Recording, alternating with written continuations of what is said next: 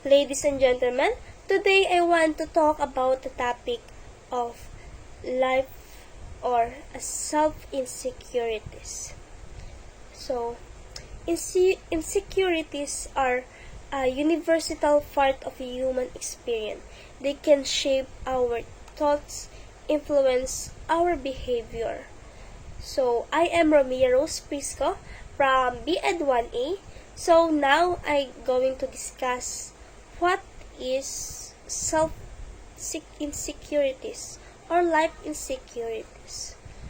So, today, malalaman natin kung ba't mahalaga na pag ang isang tao ay may insecurities ay hindi na dapat natin pagtawanan or bigyan ng mas lalo niyang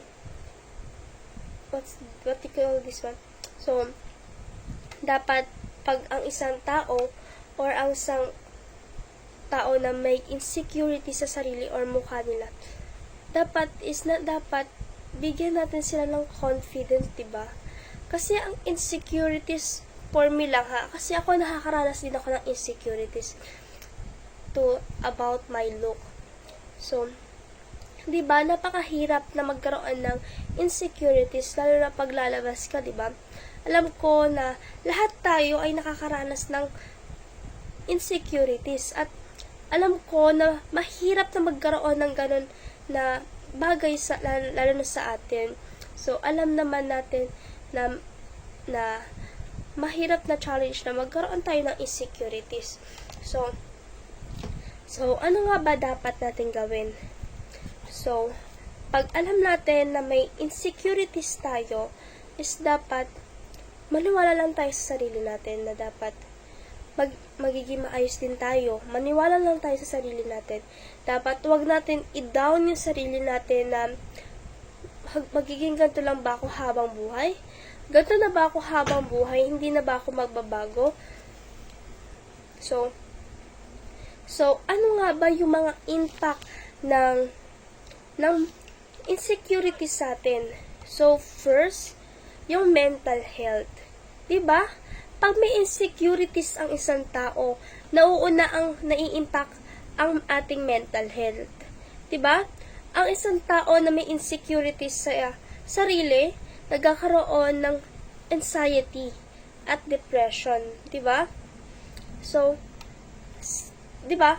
Yung parang pag may insecurity ka sa sarili mo, hindi ka mag-a-approach sa ibang tao kasi parang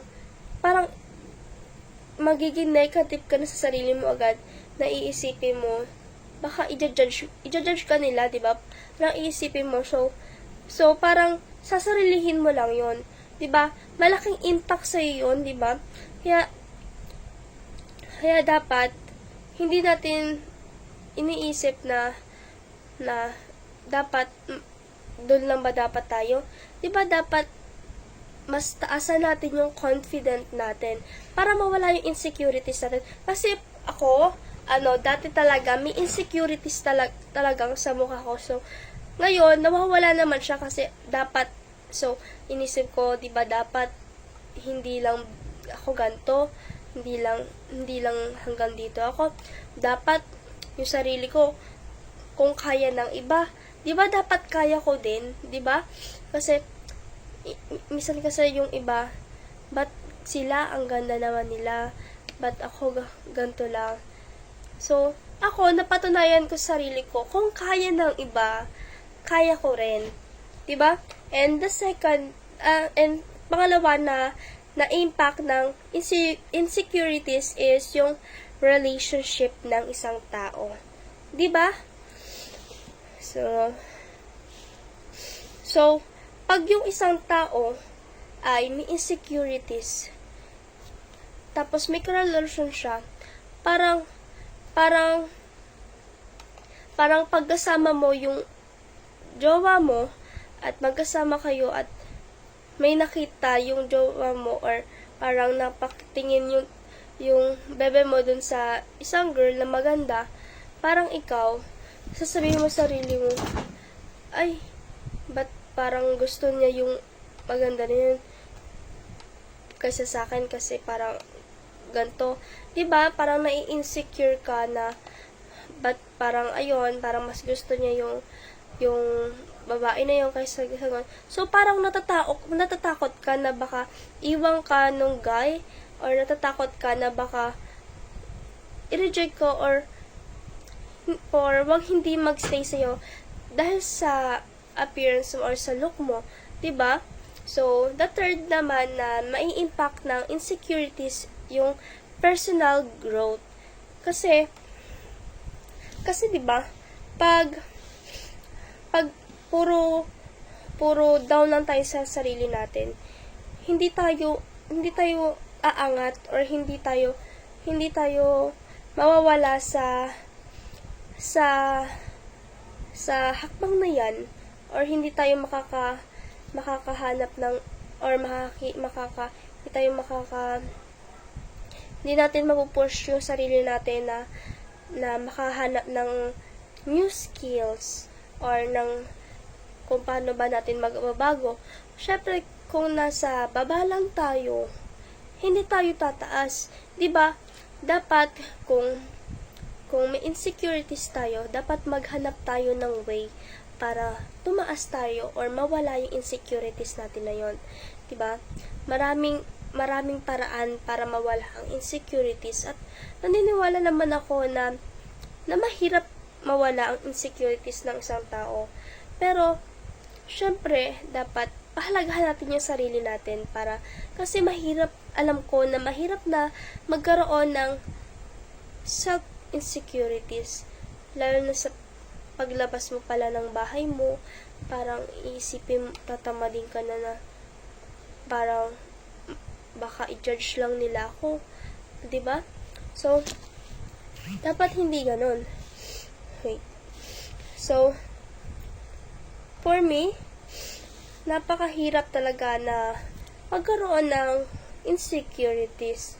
So, kayo ba nakakaranas ng insecurities?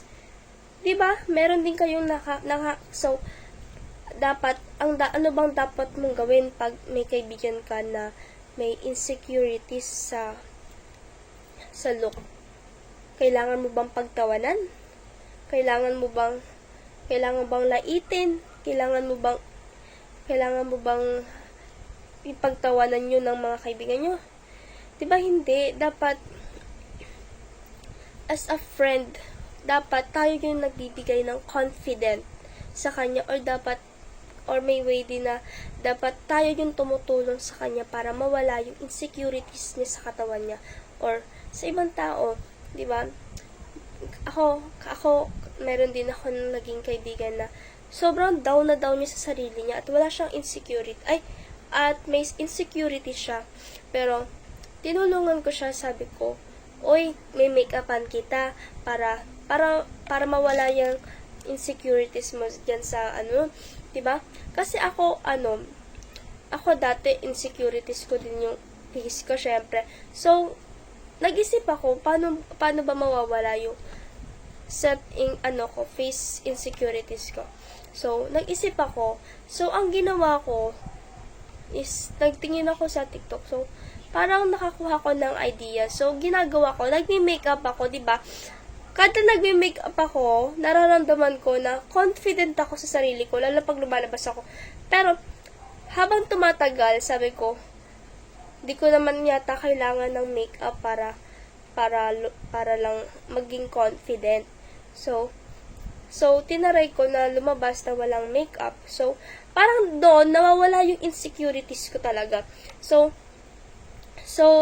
the way na yon is, ayun, nawawala na siya. So, diba, kaya, kahit may insecurities ka, kaya mo siya iangat to be confident. So, ayun, tinulungan ko yung best friend ko, minimake-upan ko siya para lang maging pretty look or maging confident siya sa sarili niya.